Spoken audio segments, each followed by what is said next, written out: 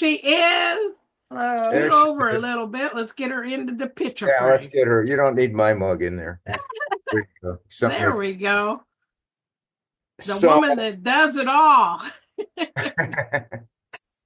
we are, I believe, going to talk about what it's like for the family of the male breast cancer survivor patient, Yes, correct? Okay. correct. And I'll start off, and we're going to be presenting a family that we have children, but mine are grown, so they don't live with us. So Tasha and Brett will be representing that aspect. Is that correct? That's Yes, correct. she'll Okay. be on here hopefully in the next 15, 20 minutes. Okay. So I can start out, maybe I should start out at the beginning just to let people know what's going on with me. Uh, I I got male breast cancer in diagnosed in January of 2019. Before that, I noticed that in 2018, I noticed that my left nipple was retracting, and I knew something wasn't right. I knew of male breast cancer, but really what I read about it being, 1 in 1,000 at that time was like, probably not that. It might be something else. But anyway, come toward the end of the year, I went to see, I actually showed it to Beverly and I said, "Hey, look at this." And she said, well, the first thing out of her mouth was, you need a mammogram. So we went to my local doctor because my GP it was Christmas time and he wasn't around. So I went to the doc in the box. He's very good actually. And he said, "What are you here for?" And I took my shirt off and I showed him. He goes, "Well, what are you here for?" And I said, "Well, look at this." He said, "Oh, well, yeah. Okay, I can order a mammogram." Well, anyway, he couldn't get me a mammogram where I really wanted it, where they could read it right away. So we went back to my other doctor who came in January after Christmas, and he looked at it. He got me a mammogram at the big hospital downtown Jacksonville, where they have radiologists on the spot, ready to diagnose it. Anyway, they gave me the mammogram that the right one was fine, the left one they had issues with, and then they gave me what is it called? Like an X-ray, a CT scan, and they said they couldn't figure it out. So then they ordered a biopsy. They did the biopsy and it came back positive for male breast cancer. So I had the mastectomy in 2019, left mastectomy. I opted for no right mastectomy. I just didn't want to go through that. And no chemo, no radiation. They gave me an Oncotype DX test, which indicated very, very low propensity for ever getting worse. It was almost like, once this is out, that's it. And so they did the mastectomy and they told me, you're gonna die, but it's not gonna be from this. So anyway, they put me on tamoxifen for 3 years. And 3 years goes by. It's time for my annual checkup with the oncologist. And they find under my arm, cancer reappeared under there. And I was checking myself, but I just didn't feel that anything was there. And so they caught it and they did a lymph axillary dissection. And that was in January or February 2022. They took out 9 lymph nodes, and as a result, I've got lymphedema from it. You can see I'm wearing uh, a Jobst garment.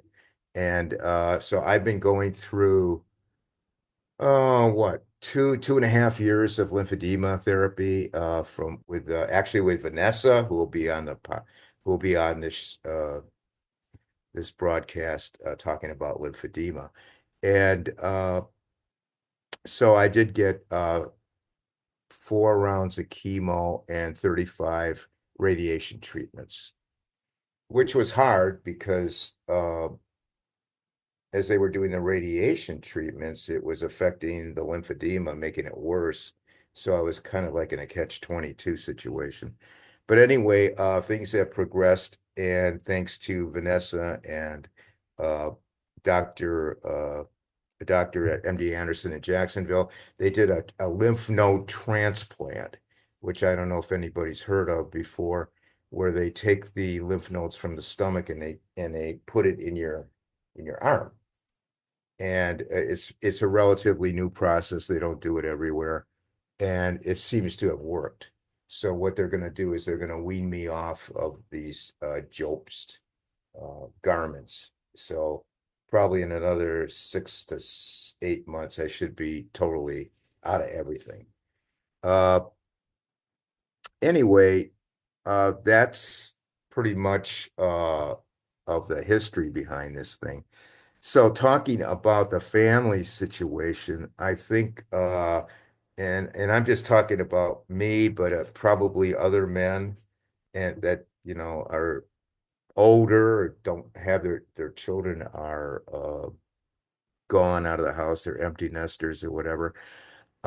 Some of the issues that and Beverly can chime in if she wants, but some of the issues are that with this condition, male breast cancer, there doesn't seem to be any real answers for men. The research is still scarce, and there's only 1 in 833. There's not a lot of research on men. A lot of things are extrapolated from women. So it can be frustrating because they put you on certain preventative therapies and which have side effects. And then when you ask questions like, is this really needed for this and that? The answers that come back are vague. A lot of times, the doctors say, well, we think this is the right way, but we're not sure. Like even Oncotype DX, the test they gave me in 2019, they said, oh, your chances of getting breast cancer again were rare. Well, 3 years later, they find out the Oncotype DX test isn't really all that reliable for men. So here we are, with scarce information. So that's frustrating and can frustrate men. Another thing is a lot of the therapies to prevent the breast cancer from coming back involve hormonal therapies, which can affect men's mental state and that type of thing. So maybe Beverly could chime in on that. Well, I could tell would get easily agitated, and I always say, have you taken your anger pill today? So you won't be short with me or frustrated. Yeah, that's you got to remember some of the men are lucky. They catch it early. They get a mastectomy and they might get chemo or radiation. And that's the end of it. That's the total end of it. And God bless them, for the next 60, 70, 80 years, it never comes back and they just move on.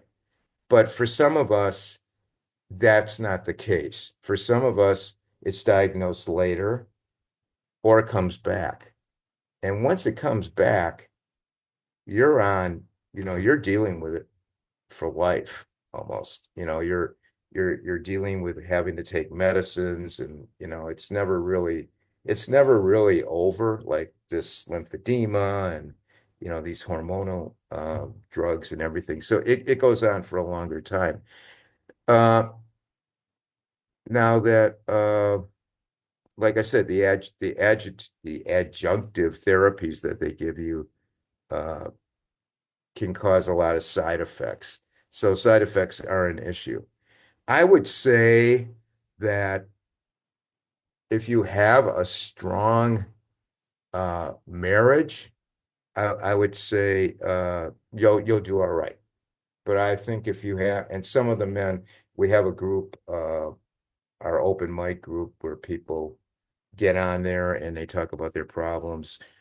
Some of the men have had uh, marital issues come up. So if you have a shaky marriage to begin with, it may not be, you know, a good outcome, because I think I've seen where men have gotten divorces and things like that. So maybe Beverly could chime in on that. Well, I'm always looking after him and thinking, oh, is this gonna happen again, say for this year? In June, I noticed he was shuffling along and real slow and on. I thought, oh my, and you hear cancer going to other parts of your body. And I thought, well, has it gone to his brain? Because he would just be shuffling along real slow. And I'd have to tell him, like, get in the car. And I said, now, buckle up your seatbelt, things like that. So one day, I finally said, I've got to go see about you. And so I called the primary doctor, and he wasn't in town. So a nurse practitioner saw him, and she recognized right off. She said, oh no, it's not cancer of the brain. And she said, but we need to get an MRI because she's used to traumatic things, brain injuries and all. And thank goodness it was not. The cancer had spread, and thank goodness he overcame the brain bleed without any side effects in the future. Yeah, I had a couple falls earlier in the year, and I hit my head very hard. I had to go to the hospital, the emergency room, and get stitched up. It was my lip was hanging out, and my eyebrow was all messed up, bleeding. And they said everything was good, but they did a CT scan. But when they did the MRI like 6 months later, it was a subdural hematoma. It was a brain bleed. And they told me you got to have emergency surgery. So I had emergency surgery the next day, and they had to drain the blood. Uh, so there's always that fear that, something can happen and And then come it's back. gonna show up somewhere else and Yeah, reoccur. yeah. Uh, I will say this, that I think having male breast cancer, for me personally, I found a purpose. I was retired, so I decided to advocate with Peggy at malebreastcancerhappens.org, and we started a open mic group where we meet once a month with the men in the organization, and we talk about these problems. That's been very successful. It's not easy to get men to talk. It's not easy to get them to show up all the time, but it has helped several of the men. And as a result, I told Peggy one day, I called her up and I said, we seem to be preaching to the choir. Why don't we do podcasts and talk to men who don't even know about male breast cancer? I mean, what's the point in talking to men that know about it? We need to talk to the public that doesn't know anything about it. So we went on a lot of podcasts all over the world, New Zealand, Australia, Europe, United States, Canada, and uh, and Peggy, or somebody said to me, "Well, why don't you start your own podcast?" So I kind of laughed about it, but I did buy a microphone and a speaker, a microphone and a headset, and I started my own podcast. Uh, and it's not totally about male breast cancer, but it's about people overcoming their adversities and life challenges. And that's been very successful. And you know, it's like I told Peggy, if this group is affecting one person positively, or my podcast is helping one person positively, fine. I'm all for it. And I'm sure we're affecting a lot more than one person. So that's pretty much what I have. Beverly, do you have anything to add, or are you good? I guess she's good. So if anybody has any questions or whatever, Jane knows. Yeah, Ron, I have a question.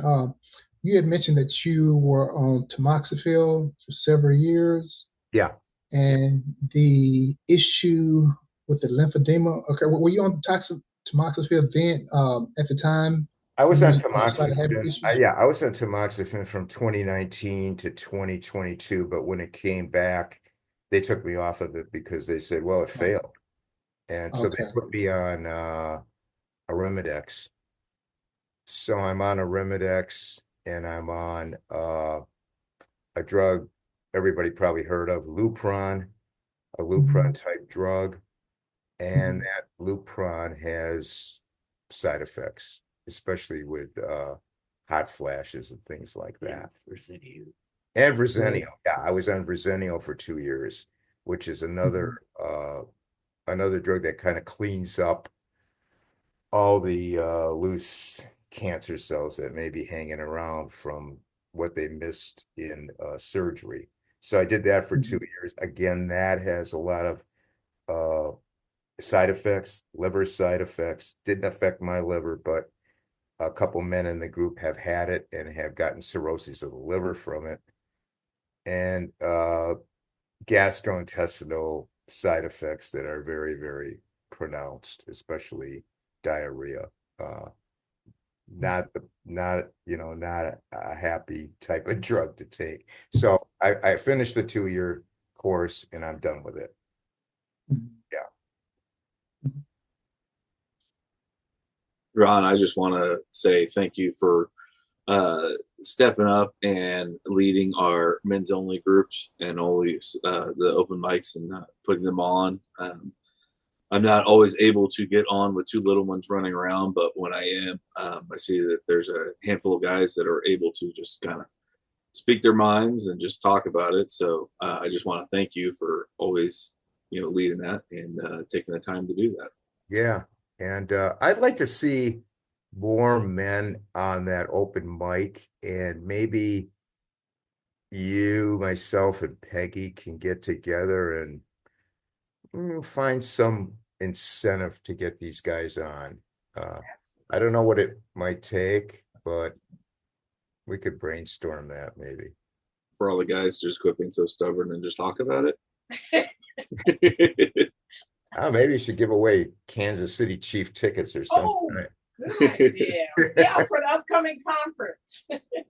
But they said, get me there. It has to be Royals game. Just ain't gonna Yeah, come in time. Royals are in there. Yeah, I don't know. Well, we can brainstorm that. I know if there was, I'm not saying we need an incentive, but it might not hurt. I mean, sometimes we'll have 15 guys on there, and sometimes we'll have 2 guys on there.